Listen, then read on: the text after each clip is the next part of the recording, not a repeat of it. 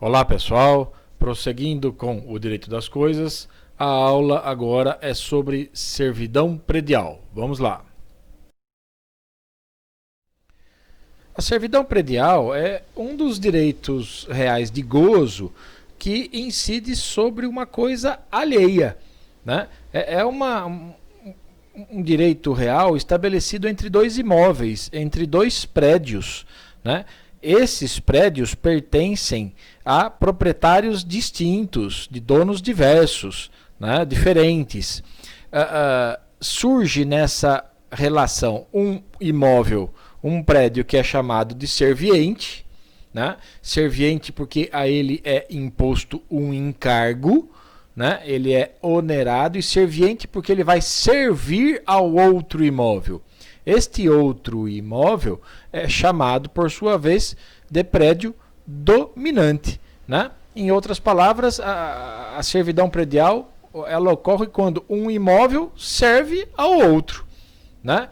Esse encargo pode gerar, por exemplo, uma obrigação de tolerar determinado ato ou de não praticar algo, né? O titular do prédio serviente tem que deixar, surge para ele a obrigação de deixar de praticar algo, né? Enfim, são vários os exemplos de servidões.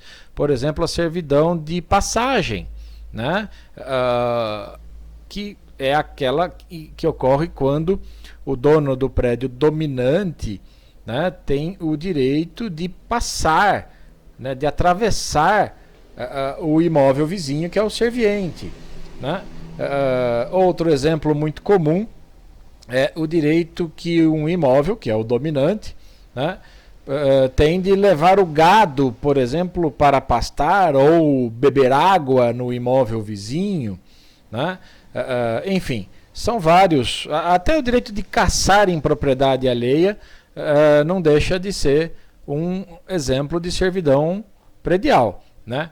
Enfim, são direitos reais de gozo sobre imóveis, né? E aí surge uma relação entre prédios, né? É por isso que é comum se dizer que, como um imóvel, né, como há incidência num prédio em benefício do outro, é essa a razão de ser da servidão predial, um imóvel serve ao outro, né? É de costume ler a respeito que se trata de uma relação entre prédios, e repito, esses prédios devem pertencer a proprietários distintos, né?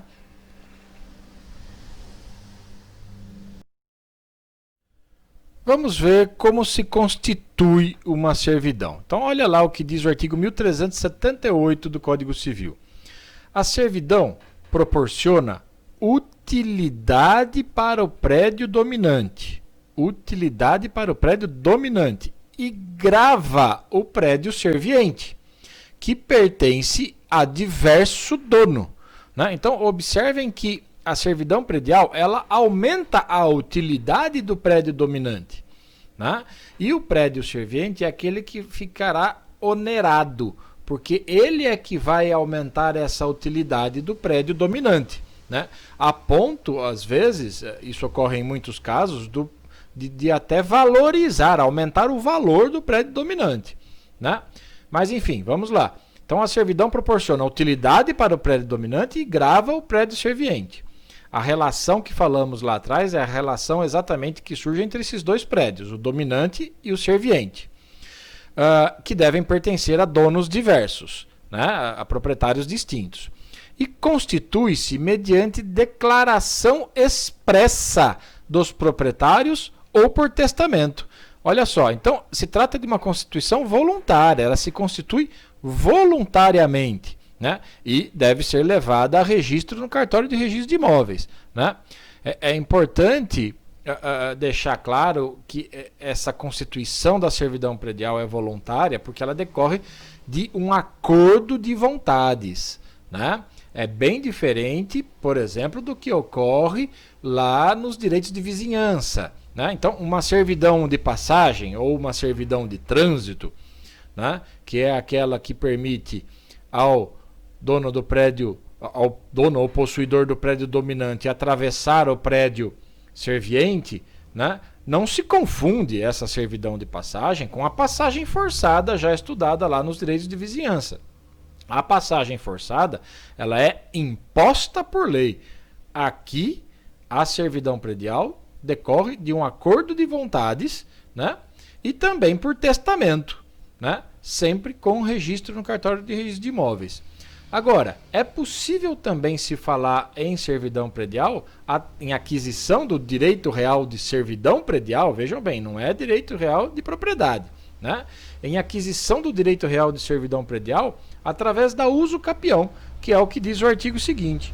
Olha lá, o exercício incontestado e contínuo de uma servidão aparente por 10 anos, nos termos do artigo 1242. Nos termos do artigo 1242, apenas para lembrá-los, está se referindo com justo título e boa-fé, certo? E se está exigindo justo título e boa-fé, então você está diante da uso capião ordinária de servidão predial, certo? Então, esse exercício incontestado, sem contestação, quer dizer, de modo manso, pacífico, né? Contínuo, sem interrupção, de uma servidão aparente por 10 anos, então olha lá o lapso temporal, 10 anos, com justo título e boa-fé, porque está dito aí nos termos do artigo 1242, autoriza o interessado a registrá-la em seu nome no registro de imóveis, valendo-lhe como título a sentença que julgar consumado a uso capião. O caput, então, do 1379 se refere ao uso capião ordinária de servidão predial. O parágrafo único já diz o seguinte: se o possuidor não tiver título, o prazo da uso capião será de 20 anos. Então, olha só, retirou a exigência do título e aumentou o prazo. Você está diante agora da uso capião extraordinária de servidão predial, a exemplo do que ocorria lá com a uso capião da propriedade imóvel, né? Imóvel e imóvel também, né? Então, vejam só, o artigo 1379 está se referindo à possibilidade de surgir a servidão predial através da uso capião. O caput se refere ao uso capião, à uso capião ordinária de servidão predial, e o parágrafo único à uso capião extraordinária, tá ok? Mas um detalhe importante.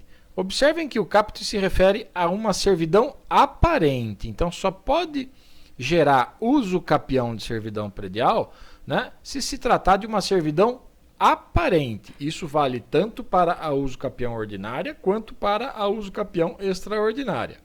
E aí se torna importante lembrar de algumas espécies ou classificação das servidões que alguns autores mencionam. Vejam só, fala-se em servidão rústica, que é aquela que incide sobre imóvel rural, urbana, evidentemente, que grava prédio situado na zona urbana, na cidade, né?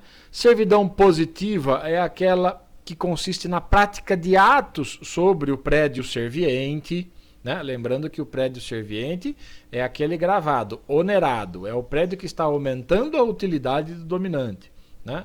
Servidão negativa, quando implica abstenções ao titular do prédio serviente. Por exemplo, o obriga a não construir, né? É um exemplo de servidão negativa. E lembrando também que a servidão predial decorre de um acordo de vontades, certo? Ou de um testamento. Servidão contínua, né? É aquela que, uma vez estabelecida, né, ela permanece independentemente de qualquer ato humano. É o caso de passagem de água, de iluminação, etc. Né? E servidão descontínua é aquela que depende da ação humana para o seu funcionamento. A servidão de trânsito, por exemplo, a servidão de retirada de água, a servidão de pastagem, que você tem que levar o gado para pastar, né? E, por fim, a que interessa para o caso de uso capião, a servidão aparente, né, que é aquela perceptível, visível, aquela que se mostra por sinais ou obras exteriores, né, aquela que você consegue enxergar, né? E a servidão não aparente é aquela que não se revela externamente, que não se mostra por obras ou sinais exteriores, né? A servidão de trânsito, por exemplo, que é muito comum, ou servidão de passagem, que é o outro nome da servidão de trânsito, né? É aquela em que o possuidor ou proprietário do prédio dominante, né, tem o direito de atravessar, de passar pelo imóvel serviente, né? Imaginem que o dono de um prédio dominante, o dono de um imóvel, eu sou dono de um imóvel, certo? Eu tenho lá o meu sítio, né? Eu chego para você, que é meu vizinho, né, e digo o seguinte: olha, me deixa passar aí através do seu imóvel, né, porque é muito mais próximo para eu alcançar a via pública. É muito mais fácil do que eu ter que subir toda o meu imóvel, atravessá-lo inteiro, sair lá pela frente. É muito mais difícil. Se eu atravessar o seu, é mais fácil. E aí eles fazem um acordo entre eles, entre esses proprietários. Vejam que não estamos falando de passagem forçada. Os proprietários fazem um acordo, mas não documentam esse acordo, né? Eles não documentam, fica apenas no papel, né? Então, imagine que eu, que pedi essa autorização para atravessar o imóvel, como eu sei que você, que é o dono do imóvel vizinho, tem alguns seguranças, por exemplo, alguns guardas noturnos que cuidam da sua propriedade, eu pedi o seguinte: olha, escreve aí num papel para mim que eu posso atravessar, né? Porque assim, se alguém me parar à noite aqui, eu mostro que foi você que me autorizou, enfim, que eu posso realmente passar, não vou levar tiro de ninguém aqui à noite, né? Ok, o cara, você que é o dono da propriedade vizinha, né, tira lá do bolso um papel, um pedaço de saco de pão, né, ou um papel de fumo de cigarro e escreve lá, né, o professor tal pode passar por aqui quando bem entender e tal e tal e tal. E eu resolvo inclusive construir algo a respeito, construo a passagem, delimito, etc., né? Preservo aquele espaço, então estou transformando isso numa servidão aparente. Observem que a frequência com que eu vou passar lá e o fato de eu estar construindo ou preservando aquilo torna a servidão de passagem aparente. Mas até então não é servidão, né? Por quê? Porque nós fizemos num documento que não dá para levar a registro no cartório de registro de imóveis. Então não estamos falando de servidão. E eu fico passando por lá por mais de 10 anos, né, até que você resolve vender a propriedade e o novo dono me para uma noite lá e diz assim: aqui você não passa, né? E eu digo o seguinte: não, mas olha, o antigo dono aqui, que era fulano de tal, né, me deixava passar, faz mais de 10 anos que eu estou passando aqui. E tá aqui, e mostro aquele papelzinho, né, de um cigarro de palha, né, escrito assim: o professor tal pode passar por aqui quando bem entender e tal, tal. O novo dono diz o seguinte: olha, esquece, né, isso foi um acordo entre você e o proprietário antigo, e eu não tenho nada a ver com isso, isso não me obriga. O que não é verdade, porque se for uma servidão, a servidão se gruda à coisa, ao bem, por isso que ela é uma relação entre prédios, né? Então ela vincula toda e qualquer pessoa, proprietário ou possuidor, que estiver naquele imóvel, né? Mas enfim, é o típico exemplo, estou tentando chegar a ele aqui, né, do caput do 1379. É uma uso capião ordinária, né, de servidão predial. Eu estou lá utilizando aquela passagem incontestadamente, de maneira mansa e pacífica, continuamente, sem interrupção, há mais de 10 anos. Se trata de uma servidão aparente, eu tenho boa fé, né? Tá evidente nessa nossa história, tenho até o justo título. Por que aquele papelzinho não pode constituir o justo título? Penso que possa sim, né? Então, é evidente que eu preciso de uma ação para isso, e uma vez reconhecido o preenchimento de todos os requisitos, né, a sentença vai reconhecer, vai decretar que eu adquiri o direito real de uso capião, o direito real de servidão predial através da uso capião, né? É o caso da uso capião ordinária de servidão predial, ok? Quanto ao exercício das servidões, estabelece o artigo 1380 do Código Civil que o dono de uma servidão pode fazer todas as obras necessárias à sua conservação e uso. E se a servidão pertencer a mais de um prédio, serão as despesas rateadas entre os respectivos donos. Observe que esse artigo diz o dono de uma servidão. O dono de uma servidão é o dono do prédio dominante, certo? É ele, o titular, né? Então, o dono do prédio dominante, que é aquele que tem a sua utilidade aumentada pelo prédio serviente, né? Então, o dono do prédio dominante, ele tem o direito de usar e gozar da servidão e até de realizar, como diz o artigo, as obras necessárias à sua conservação e uso, né? Com o objetivo, evidentemente, de atingir a sua meta. Se é uma servidão de passagem, ele tem o direito de realizar as obras necessárias para manter essa passagem. Se é uma servidão de aqueduto, que traz água ou leva água para algum lugar, um duto de água, né? O dono do prédio dominante pode, por exemplo, entrar no prédio do serviente com mão de obra, com material para efetuar a limpeza, por exemplo, né? Para reestruturar ou reconstruir paredes ou pedras que foram que se perderam e assim por diante, né? De qualquer maneira, então, o dono do prédio dominante, quando fala aí dono de uma servidão, dono do prédio dominante, né? Ele tem o direito de fazer todas as obras necessárias para efetivar o seu direito de usar e gozar da servidão, né? Se essa servidão pertencer a mais de um prédio, né? Então, se essa servidão pertencer a mais de um prédio, é evidente que as despesas, nesse caso, devem ser rateadas entre os respectivos donos. Nada mais justo. Essa explicação de o dono de uma servidão ser o dono do prédio dominante fica mais clara no artigo seguinte, no 1381, né?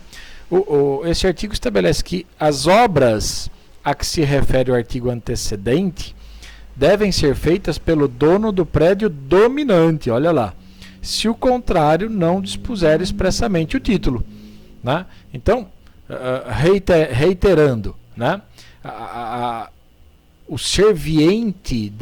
O dono do prédio serviente deve sempre tolerar a prática de todo e qualquer ato que seja necessário, que tenha como objetivo a conservação e a utilização da servidão, né? O dono do prédio dominante é o que deve realizar as obras para tornar possível o exercício da servidão. A ele compete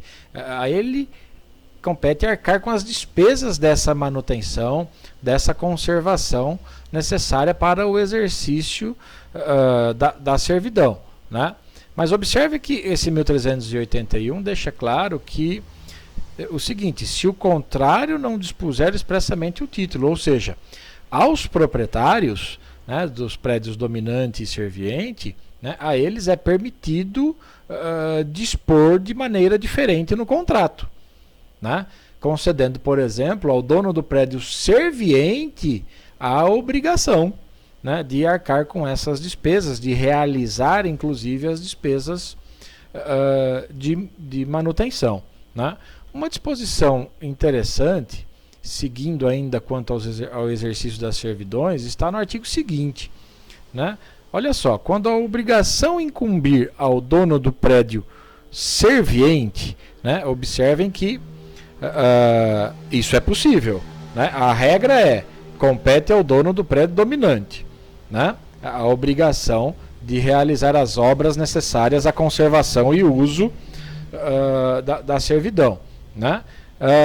Mas podem dispor o contrário num título, né? Num documento, num contrato. Então imaginem que o contrato diga que essa obrigação, né, compete ao dono do prédio serviente. Aí vem o 1382 e diz: o dono do prédio serviente, né, poderá exonerar-se abandonando total ou parcialmente a propriedade ao dono do dominante, né? E completa o parágrafo único: se o proprietário do prédio dominante se recusar a receber a propriedade do serviente ou parte dela, caber-lhe-á custear as obras, né? Então pode acontecer, repito, que o título constitutivo da servidão imponha ao dono do prédio serviente a obrigação de conservar essa servidão, né? Então, se a obrigação é dele, a ele compete realizar essa conservação, essa manutenção, pagando as obras necessárias, etc., né? Pode acontecer de o dono do prédio serviente não ter condições financeiras, por exemplo, para realizar essa manutenção, essa conservação, ou ele simplesmente não quer executar as obras, né? Então a lei aí, neste caso, estabelece uma alternativa, apresenta uma alternativa para ele com o objetivo de desobrigá-lo disso, né? E essa alternativa é a seguinte: pode o dono do prédio servente abandonar a propriedade total de todo o prédio servente ou parcialmente, ou seja, de um trecho, de um pedaço do prédio servente, né? Então ele abandona a propriedade em favor do proprietário do prédio dominante, né? O dono do prédio dominante, neste caso, evidentemente, né, assume a titularidade do prédio serviente. Só que é perfeitamente possível que o dono do prédio dominante não tenha interesse na transferência do domínio, ele não quer se tornar proprietário do dono do prédio serviente, nem de parte do prédio serviente, né? Então aí, neste caso, ele não adquire a propriedade, mas ele passa a ser responsável pelas despesas de conservação e manutenção da servidão predial, tá, ok? Por fim, diz aí o artigo 1383 do Código que o dono do prédio serviente não poderá embaraçar de modo algum o exercício legítimo da servidão, né? Gente, o dono do prédio serviente é aquele que serve ao prédio dominante, ele aumenta a utilidade do prédio dominante. Então, o dono do prédio serviente, ele tem o dever de respeitar o uso normal e legítimo, como diz aí no 1383, né, da servidão. Seja uma servidão positiva, por exemplo, uma servidão de passagem, né? Eu, dono do prédio dominante, tenho o direito de atravessar pelo seu imóvel, etc. Ou seja, uma certidão negativa em que o dono do prédio serviente, por exemplo, tem o dever de não construir, né? Então, em um caso ou em outro, né, seja qual for a espécie da servidão, né, o dono do prédio serviente, ele tem sempre o dever de respeitar o uso normal e legítimo da servidão pelo dono do prédio dominante, né? Ele não pode impedir que o proprietário do prédio dominante, né, usufrua das vantagens, dos benefícios decorrentes da servidão, seja diminuindo ou prejudicando o seu uso, ou realizando, às vezes, até obras necessárias para a utilização, deixando de realizar quando lhe incumbir, né, ou impedindo a realização dessas obras.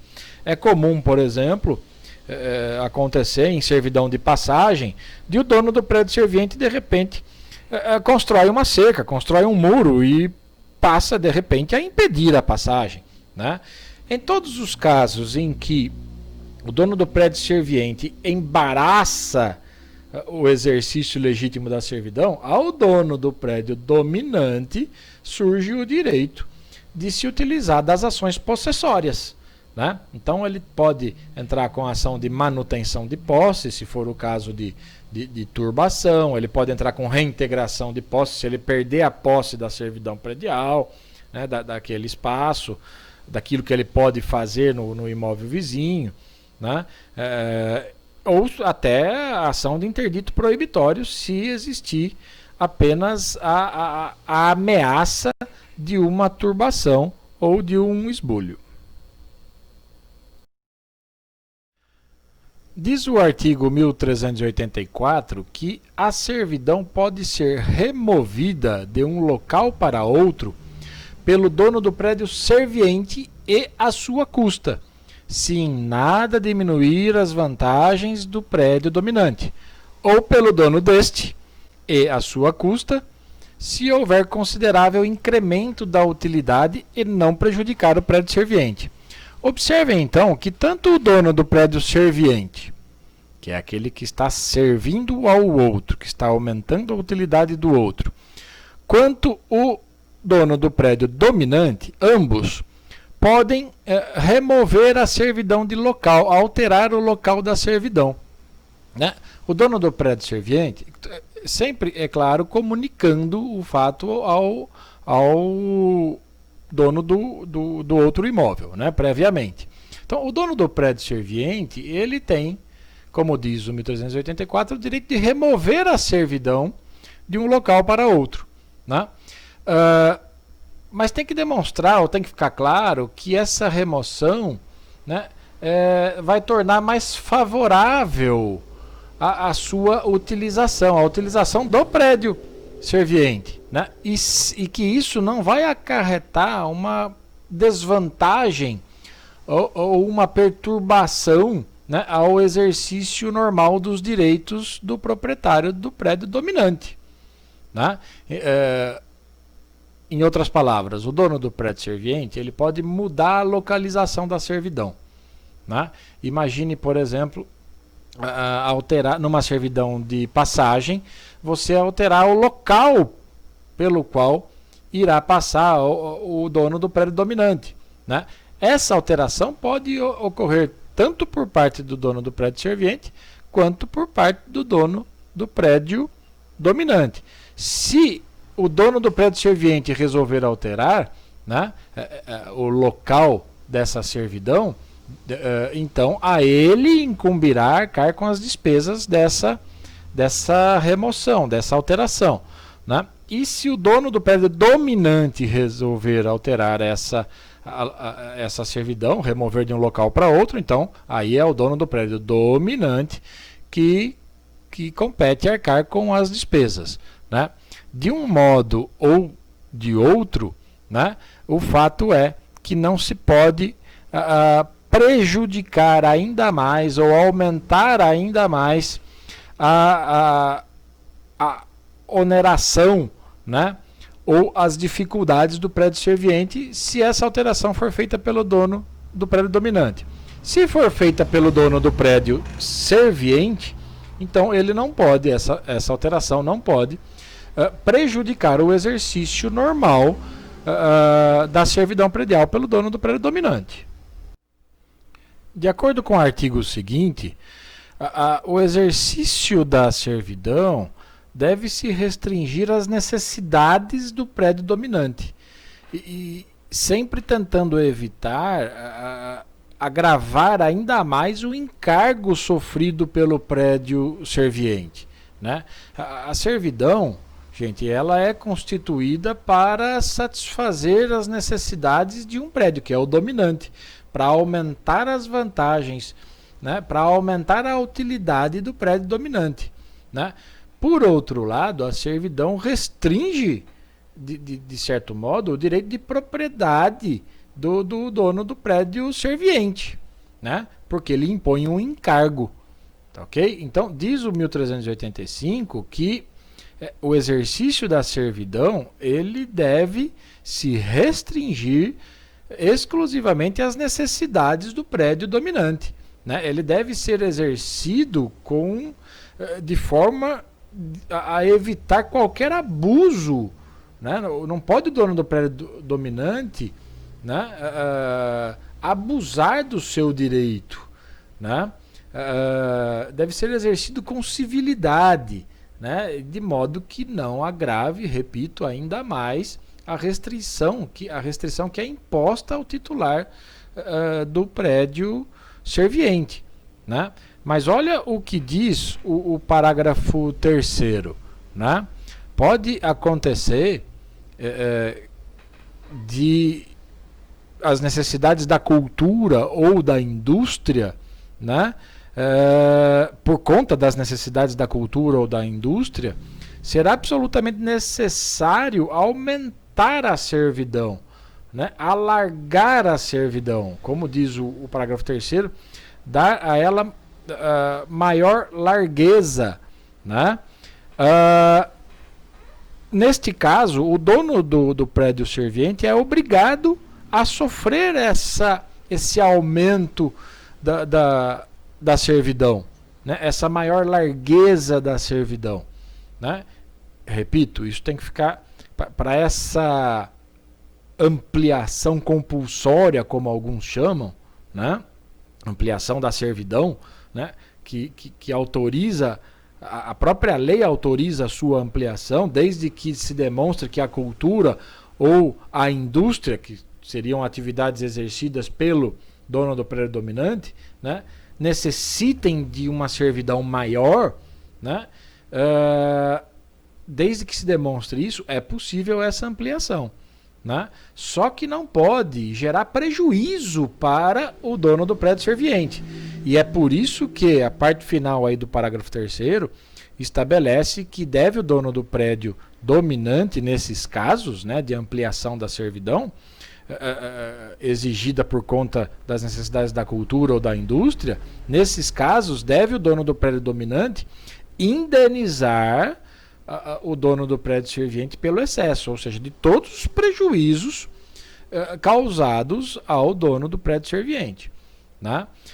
Os parágrafos 1º e 2º desse mesmo artigo 1385, né, são consequências do que foi estipulado no caput, ou seja, de que as necessidades, de que o exercício da servidão deve se restringir às necessidades do prédio dominante, né? O parágrafo 1º, por exemplo, diz: construída para certo fim, a servidão não se pode ampliar a outro, né? Então, ela é estabelecida, uma servidão criada por acordo de vontades, né, para atender a uma finalidade, né? E uma vez estabelecida essa finalidade, ela não pode ser ampliada para uma outra finalidade ou aumentar a servidão, nestes casos, sem que seja, como diz o parágrafo 3º, decorrente das necessidades da cultura ou da indústria, né? Então, se eu, por exemplo, sou o dono do prédio dominante, celebrei com você uma servidão predial, que é o dono do prédio serviente, né? E eu tenho, por conta dessa servidão, o direito de retirar água do seu imóvel, né, para trazer para o meu. E constou lá, para uso doméstico, né? Então, se eu posso retirar água para uso doméstico, né, eu não posso ampliar o exercício dessa servidão, eu não posso ampliar essa servidão e trazer água também, por exemplo, para trabalhar com máquinas em indústria, para utilizar na irrigação, né?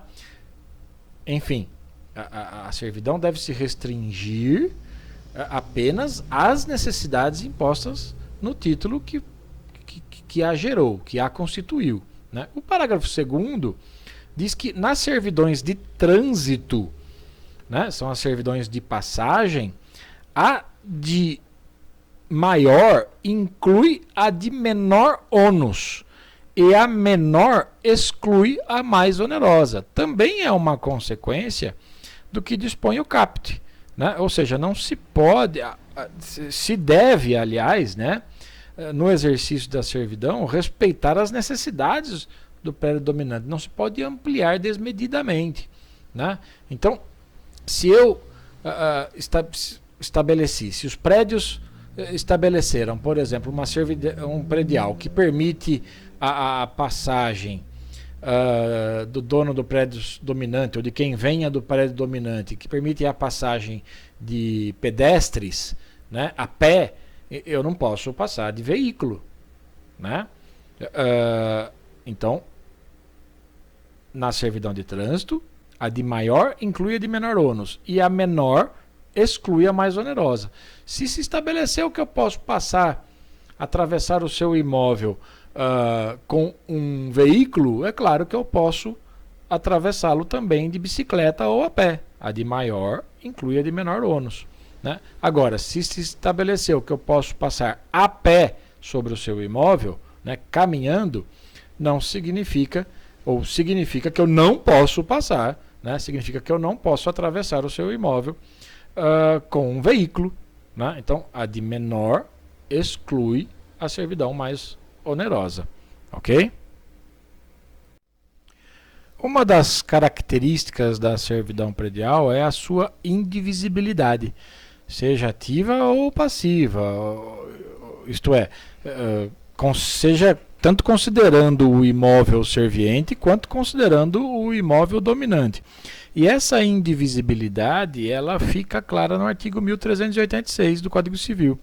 Diz lá que as servidões prediais são indivisíveis e subsistem, no caso de divisão dos imóveis, em benefício de cada uma das porções do prédio dominante e continuam a gravar cada uma das do prédio serviente, salvo se, por natureza ou destino, só se aplicarem a certa parte de um ou de outro. Então, essa característica da indivisibilidade da servidão predial vale tanto para o imóvel serviente quanto para o imóvel dominante. Imagine, por exemplo, que o imóvel serviente, numa relação de servidão predial, o imóvel serviente tenha que tolerar um aqueduto, né? Um duto de água em seu imóvel para levar água lá para o dono pro prédio dominante, né? E imagine que o imóvel serviente tenha dois donos, dois proprietários, certo? A servidão é uma só, mas tem dois, neste caso, dois donos do prédio serviente, né? E imaginem também dois donos do prédio dominante. A servidão continua sendo uma só, mas tem dois titulares nesse caso, né? Mas vamos lá, imagine que que o prédio servente tenha dois proprietários e eles resolvam dividir o imóvel, né? Dividir oficialmente, né? Até abrindo duas matrículas no registro de imóveis, né? Então imaginem que eles façam isso, a servidão continua existindo sobre os dois imóveis, né? Imagine que os donos, né, do prédio dominante, imagine um prédio dominante que também tenha dois proprietários. Imaginem que eles resolvam dividir o dono do prédio, dividir o prédio dominante, né? Eles, ambos, mesmo após a divisão, ambos continuam titulares do direito real de servidão predial, né? Ambos continuam, por exemplo, na nossa história aqui, com o direito de buscar água no prédio vizinho, no prédio serviente, tá? Daí a indivisibilidade da servidão predial. A exceção a isso, como diz a parte final do artigo, está lá, salvo se, por natureza ou destino, só se aplicarem a certa parte de um ou de outro, né? Então, imaginem, por exemplo, uma servidão de passagem, né? Em que o dono do prédio dominante, tem o direito de atravessar o prédio serviente, né? E o dono do prédio dominante, ou o dono do prédio, os proprietários do prédio serviente são dois, eles resolvem dividir o prédio, e a passagem, por conta da sua natureza, né, pode continuar existindo apenas num local. Então, neste caso, não serão as duas partes obrigadas a tolerar a passagem, mas isso depende da análise do caso concreto. A regra é que a servidão predial é indivisível, tanto considerando o imóvel dominante quanto o imóvel serviente. Quanto à extinção das servidões, Diz o artigo 1387 que, salvo nas desapropriações, a servidão, uma vez registrada, só se extingue com respeito a terceiros quando cancelada. Então, olha só, a servidão, uma vez registrada, só se extingue quando cancelada. Vocês já viram que a servidão se constitui mediante o registro do título constitutivo, né, no cartório competente. Então, para se extinguir uma servidão, né, é necessário o cancelamento desse registro, né? Mas observem o que diz o mesmo 1387, né, salvo nas desapropriações, né? Ou seja, aliás, e por que isso, né? Nas desapropriações não é necessário de imediato o cancelamento do registro para a extinção da servidão, porque o próprio decreto expropriatório já está eivado de publicidade, já concede a publicidade necessária para que valha contra terceiros, valha em relação a terceiros, né? Então, em se tratando de, claro que depois também será levado a registro esse cancelamento, né? Mas a servidão, uma vez registrada, ela só se extingue quando cancelado esse mesmo registro. No caso das desapropriações, né, a servidão se extingue com a própria publicação do decreto expropriatório, né? O parágrafo único desse mesmo artigo estabelece que, se o prédio dominante estiver hipotecado e a servidão se mencionar no título hipotecário, será também preciso, para a cancelar, o consentimento do credor. Então, olha só, lembram que nós dissemos, lembre que nós dissemos que o prédio dominante pode ser valorizado, né? Por ser um prédio dominante, né? Pode até aumentar o seu valor, né? Então, imagine, por exemplo, que o dono do imóvel dominante, depois de celebrada aí a servidão predial, se tornou o imóvel dominante, né? Esse dono do imóvel dominante resolveu fazer um empréstimo num banco e deu em garantia o próprio imóvel dominante. E lá nesse título hipotecário, em garantia, ele deu em hipoteca, né, que é um direito real de garantia. Então, no documento que instituiu a hipoteca, né, se fez constar que o imóvel que estava sendo dado em garantia era um imóvel dominante. Era um imóvel que tinha a sua utilidade aumentada por conta de uma servidão predial.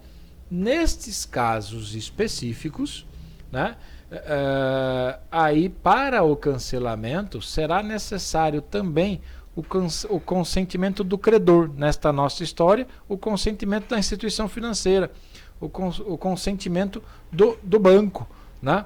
E por que isso?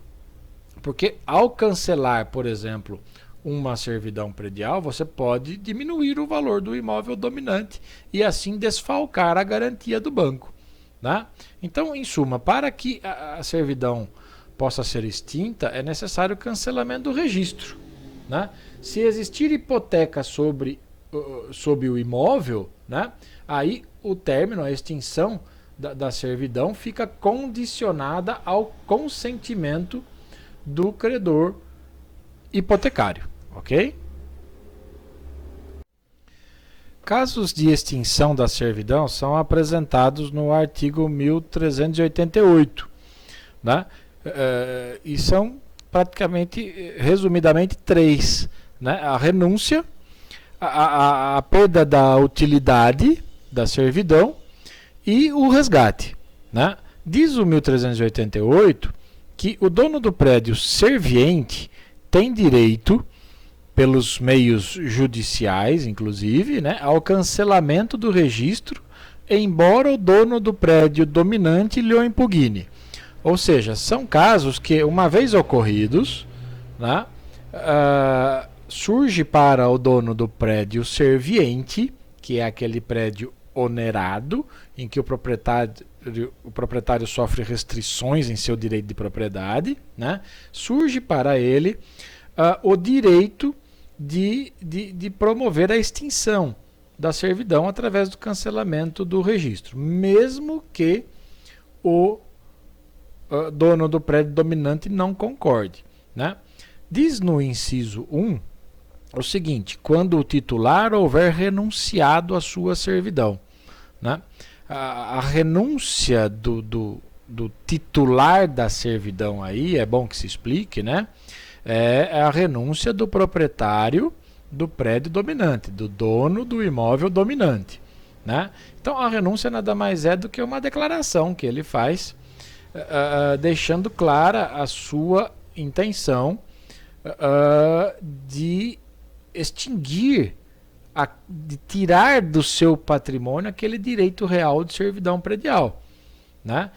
O cancelamento disso gera a extinção da servidão, né? Ou, nesses casos, o dono do prédio dominante, né, que é o titular da servidão, ele renuncia, ele abre mão, né, do seu direito real de servidão predial, certo?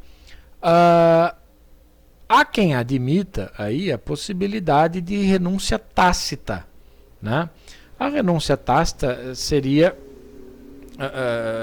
decorreria, né, de um comportamento, digamos assim, do dono do prédio dominante, por exemplo, ao deixar de impedir que o dono do serviente faça, por exemplo, obras incompatíveis com o exercício da servidão.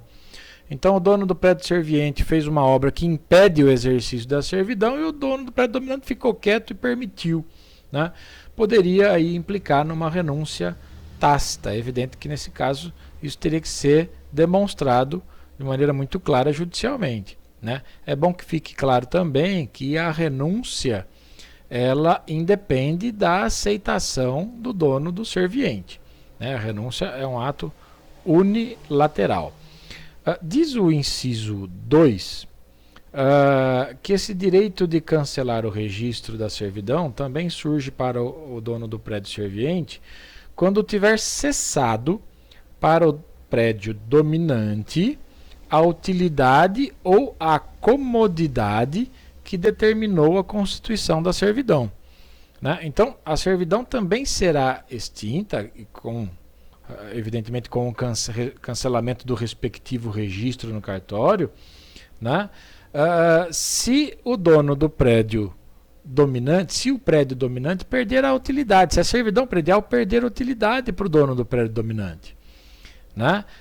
Nós já dissemos aqui que uma servidão predial aumenta, proporciona mais utilidade para o prédio dominante, né? Aumenta a comodidade para o prédio dominante, né? Se desaparecerem essa comodidade e essa utilidade, né, não tem mais razão para continuar onerando o prédio serviente, né? Então imagine, por exemplo, que a servidão foi para retirada de água. Então o prédio dominante poderia retirar água do prédio serviente, né? Só que o dono do prédio dominante abriu um poço artesiano no seu imóvel. Não tem mais razão para continuar retirando água do prédio serviente, né? É um caso de extinção. É um caso que autoriza o dono do prédio serviente a promover a extinção da servidão, né? Imagine que o dono do prédio dominante, a servidão predial era uma servidão de trânsito, uma servidão de passagem, né? Então que autorizava o dono do prédio dominante a atravessar o imóvel serviente, né? Só que com o passar do tempo o poder público abriu uma via pública, né, tornando o prédio dominante ou o acesso do prédio dominante à via pública de uma maneira facilitando o acesso à via pública pelo prédio dominante. Então não tem mais razão, né, cessou aí a utilidade da servidão predial e fica o dono do prédio serviente com o direito de cancelar essa servidão, promovendo a sua extinção, né? O terceiro caso previsto no 1388 é o resgate, né? O resgate, o termo resgate aí significa pagamento, tá? Então, o que se faz? Precisa de um consenso, né? Precisa do consentimento de ambos, mas uma vez realizado esse consenso, documentado esse consenso, inclusive via escritura pública, surge para o dono do prédio serviente o direito de cancelar a servidão e promover a sua extinção, né? Então, essa palavra resgate significa pagamento, né? O proprietário, o dono do imóvel serviente, ele pode extinguir esse encargo da servidão, eliminar esse encargo que grava, que onera o seu prédio, pagando uma indenização, pagando um valor para o dono do prédio dominante, né? Por escritura pública, documentar isso em escritura pública, né? E nessa mesma escritura pública documentar a autorização para o cancelamento da servidão predial e a sua consequente extinção. O resgate, como eu disse, repito, não é compulsório, não é algo que o dono do prédio serviente pode impor ao dono do prédio dominante, né?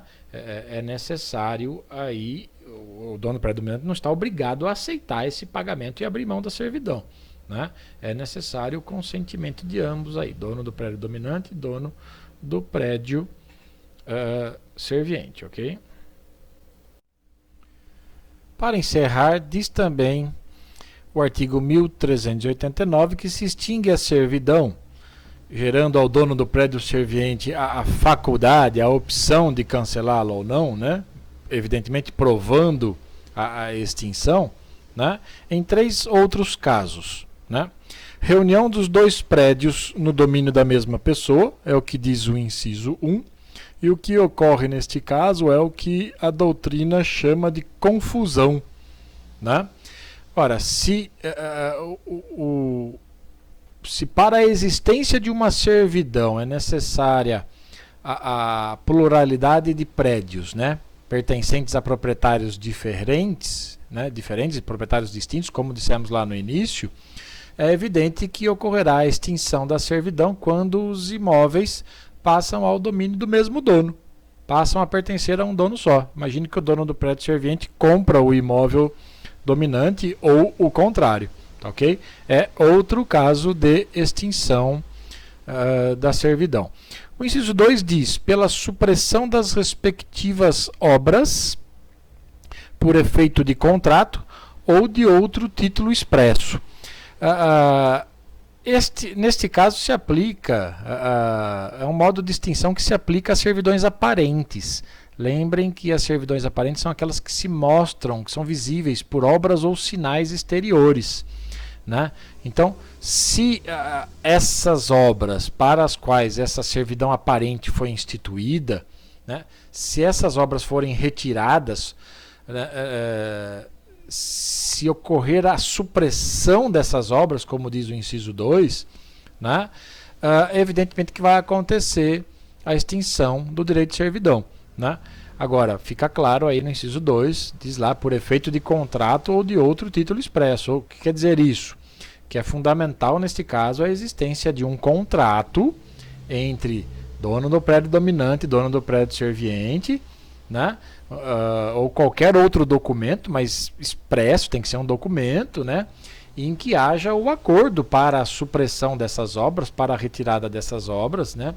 Ou autorizando a supressão do que foi construído e, evidentemente, autorizando a extinção da servidão, né?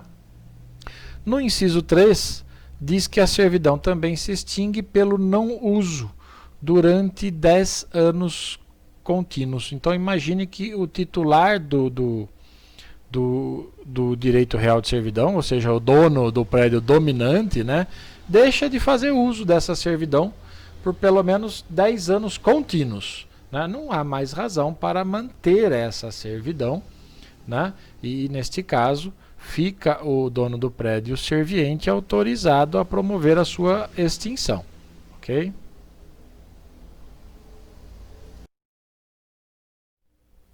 É isso, pessoal. Eis alguns breves comentários sobre as disposições contidas no Código Civil acerca da servidão predial. Grande abraço em todos e todas.